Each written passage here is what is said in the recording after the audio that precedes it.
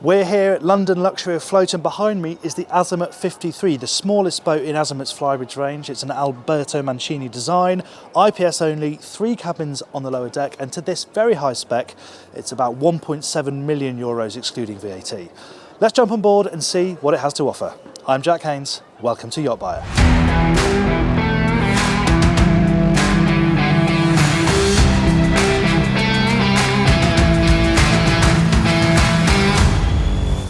Let's start here at the transom, where underneath my feet we have the ubiquitous hydraulic bathing platform. This one's got a 500 kilogram weight capacity, so you could fit something like a Williams 325 on here.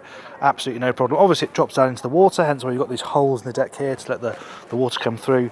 And of course it's a way of launching your tender, but it's also a nice way to get in and out of the water. The other thing you notice is how tall this transom section is here. You've got this nice rail to steady yourself back here, but that's because, as an option, you have a crew cabin, which for a boat of these dimensions is actually a really impressive size. We'll poke our heads in there and get a cutaway, but you've got, single berth, toilet, sort of shower, wet room. But generally in this sort of market, you don't expect too much from the crew cabin. That is a pretty good one. Because of the shape of the seating here, you've only got access from the bathing platform up to the cockpit on the starboard side, but you've got a nice broad walkway here. You go past your mooring gear, of course, and the boarding gate, and then we're into the cockpit, which, because it has that L-shaped arrangement, means you have nice, comfortable seating here. This boat hasn't got it fitted, but you can have a table in this area. It's also on a high-low mechanism, so you can drop it down to make a coffee table, or even right down to make a sun pad if you want to. Another option is to have this wet bar here. This doesn't come as standard, but this particular boat, you've got a sink out here, a couple of wine coolers, you've got an ice maker and fridge down here as well. Obviously the galley is just inside the door here. You've got another wet bar up in the Flybridge, but hey, you can't have too many bars on a boat like this, can you? The thing to point out about this layout is that you can option a third control station down here in the cockpit. We've got a helm up top, we've also got a helm in the saloon, of course, but you've got another station there as an option if you want it. This particular boat hasn't got it fitted. Let's head forward. Nice, easy access up onto the side decks here. There's no grab rail up here on the superstructure, but I don't find that too much of an issue. I've got nice tall tow rails, the guard rails come to a good height. It feels perfectly safe moving forward on this boat. And this living area is a big part of this boat's appeal. Here we've got a really nice, wide, spacious living area here. It's very comfortable, sizable for a boat of these dimensions. You've got the split between the bench here in front of the windscreen. Underneath that there's a nice big storage locker where you could put all of the boat's covers for this area. And then forward you've got a sun pad, but it's not just flat sunbathing space. All 3 headrests are on actuated mechanisms, so you can raise them up just to make them a little bit more comfortable if you're sitting there for an extended period of time, want to sit up and see where you're going, for example. Of course, part of the latest Azimut design signature, the Mancini design, is the slightly flatter bow. So that gives you a nice flat bow area there for the working area where you're handling your lines, anchor, that sort of thing. Of course, there's one more living space to check out here on the decks, and that's the Flybridge. Let's head up there. Up to the Flybridge then, and up top we have a few different options. So standard, you can have a manual bimini, you can have an electric bimini which rises and falls at the touch of a button, or you can have this, the most expensive option, but it's the most flexible, the Hardtop, which comes with a canvas sunroof built in and some lighting as well. And actually it fits the styling pretty well too. That isn't always the case on boats of this size, but they've integrated this one quite nicely. What else? Well, last we have a huge wrap of seating around this really lovely thick teak table. Light downstairs, that can be on a high-low mechanism if you prefer it to be, so you can adjust the height. This particular one's fixed, but it's a really good socialising space. And it's not too far away from the wet bar, where you can really feel the engineering, the solidity of this big, thick stainless steel handrail, the quality and heft of this lid. It's all really well executed. Got a grill here, nice and close to the sink, and then underneath you've got the option to have an ice maker. This boat's not got it, and a fridge here on the other side. So much like downstairs, you're well catered for when it comes to looking after your guests up here. Forward of that we have just sheer sunbathing space. It does mean that the helm station is set a little bit further back and you're a long way from the windscreen, but it is quite a tall windscreen, so hopefully it would still provide a decent amount of protection. Moving into the helm, yes, it looks great, it's really stylish, typical Azimut, but actually I also really like the ergonomics. These seats are great, lots of adjustment, nice and comfortable. I've got the navigator inboard of me so they can move in and out without getting in my way as the skipper.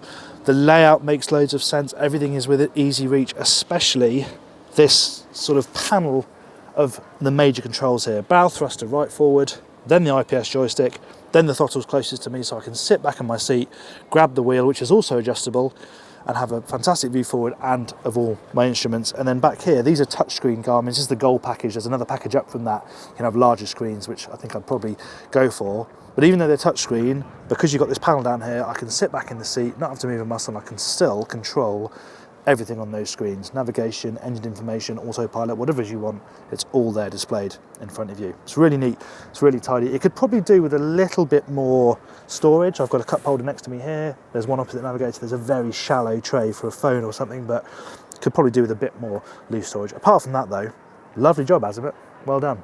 Last thing to mention is the functionality of that sunroof that I mentioned earlier. I really like the fact that it's just a one-touch open. Press that button down there and that canvas roof starts sliding back, creates a really big aperture, and then the sunlight just starts pouring in. Really nicely done. Let's see what it's like downstairs. Here in the saloon we have an aft galley layout which is similar to many of this boat's RAVs. All the boats in this sector have the same formation with the galley here very close to the cockpit. But what you notice about this galley is how discreetly everything is integrated. It's all very subtle, neatly hidden behind panels. So the dishwasher, for example, pops out from behind there. You've got domestic sized fridge and freezer over here, but it's hidden behind this nice panel with a proper door catch. You've got all your cutlery storage behind here, and then over on this side you've got this almost secret panel which covers up the microwave and oven when you're not using it. Got another push panel there for storage up there. Down here you've got all of the boat's crockery set into drawers. They're all fiddled there, so it's all held in place just where you need it.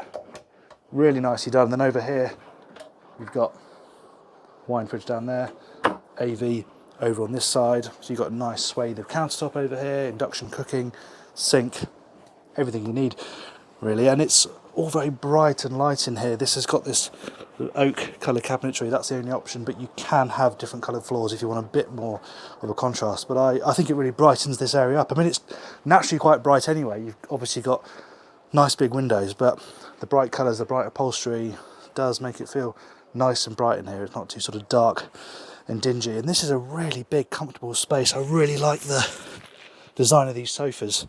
Really nice and comfortable, squidgy, comfortable, usable. And if you want to dine here, you can open up this table to twice its size, and that's a really nice big space opposite. It's not really even a couple sofa, it's even bigger than that. That's a nice big sofa opposite as well, and behind that is where you have the television that obviously pops out of the unit behind. The window lines aren't as big as the likes of the Sunseeker Manhattan 55 or the Princess F55, but you do get that nice sleek look from the outside. So it swings and roundabouts really, but it's still perfectly bright in here. The last thing to mention is that, as I said, everything has its place. They've got this really great solution for all the glassware right forward here, all fiddled in, really easy to get to. Yeah, nicely done. And then moving into the lower helm, it's a pretty similar story to upstairs. I've got really comfortable adjustable seats, nice footrest. These actually move up and down at the touch of a button, and they move up pretty high. I'm a long way from the steering wheel, but it does give you a great view forward if you're on autopilot. But if you want to come back down to earth, you've got an adjustable wheel down here as you have up there, and really everything falls to hand pretty easily. It's not quite as easy to reach everything as it is upstairs, but you're probably going to be doing those longer passages down here where really it's probably going to be on autopilot. Anyway, you have a similar view of the MFDs. Again, I think you'd want the bigger ones down here. They just look a little bit lost in the upper dash up there. You've got a bit more of a stretch down to the control panel as well, but everything's really neatly laid out. There's a bit more storage down here, like upstairs, a couple of cup holders, and of course you've got your joystick here and your throttles. Now this is an IPS only boat. It's only got one engine option, IPS 950 for a top speed of around 31 knots. Will cruise probably most comfortably at 25 knots for a range, I imagine, of 250 to 300 nautical miles, which is about par for the course for a boat of this size and style. Let's head downstairs now then and have a look at the accommodation. come on down because it's a very clever layout, I think anyway. And we'll start right forward here in the VIP. Usual sort of thing, nice big double bed set at a decent height. You've got windows down both sides, both with opening portholes for a bit of natural ventilation. No skylight here, but you have got an escape hatch out onto the foredeck if you need it.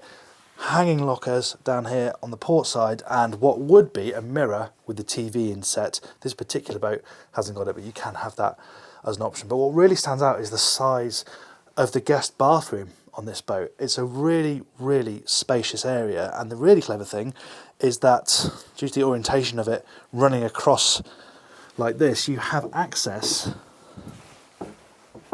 through this door here into it to make a day head out of it. So guests can come down here and use it in the day. They don't have to go into the cabin, which is obviously a private cabin. It also means that this twin here has got really easy access to the same bathroom. Really, really good bit of design. This cabin itself, as you can see here, plenty of headroom, and actually the floor drops down, so even between the berths you've got two singles here. Headroom is still pretty good until you're right towards the top of the space. Again, it's got a bit of hull window, natural ventilation, nice big hanging locker behind me here. As a third cabin goes, this is a really good space. And if we move amidships, this has proper wow factor, this owner's cabin. Here on the port side you have access to what is another really large and of course private ensuite bathroom.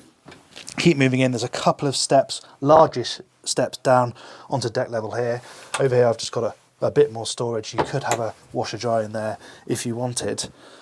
But then this space just opens out, and you have to remind yourself you're on a sort of 53, 54 foot boat. The amount of headroom, especially over on this side, it really rockets up, gives an amazing feeling of space. Helped of course by the natural light being drawn in by these vast hull windows on either side. They are broken by a styling line, but you still get a good amount of natural light coming in here. And just look at the headroom over the bed. The bed is set quite low, but that means sitting up in bed you don't feel cramped at all. You've got loads of room above your head, and I really like this curve of timber that makes up the bed head here. Again, like the rest of the decor, is interesting and fun and works really nicely. Storage running here down the starboard side. Obviously you've got a sofa over here, and then the last surprise is the size of the walk-in wardrobe. I mean, most boats in this sector don't have anything like a walk-in wardrobe. This one, with a proper door to get into it, is absolutely huge. And again, the ceiling height rockets, so loads of space in there, safe, drawer storage, shelving, hanging space. If you're going to be on this boat for a long time, you've got plenty of space as an owner to store all your kit. So that is the living spaces. The last place to check out on this tour is the engine room.